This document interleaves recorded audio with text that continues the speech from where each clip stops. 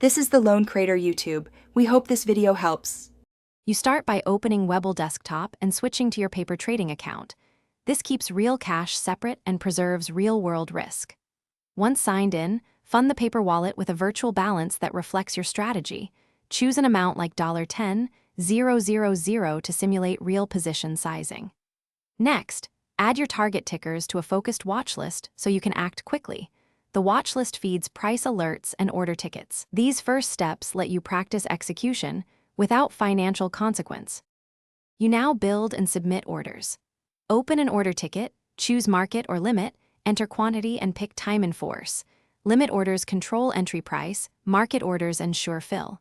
For protection, use stop or bracket orders to define risk and potential profit. One small setup automates exits. Once orders are live, monitor positions in Trade Monitor and attach alerts for price thresholds or percent moves. This reduces screen time and enforces discipline, while demonstrating how trade management affects outcomes. You finish by closing positions cleanly. Use Close All for quick exits or submit individual exit tickets when you want staged exits. Confirm fills and check the order history to verify execution. Afterward, review realized and unrealized P&L in portfolio and export a trade report for patterns and lessons.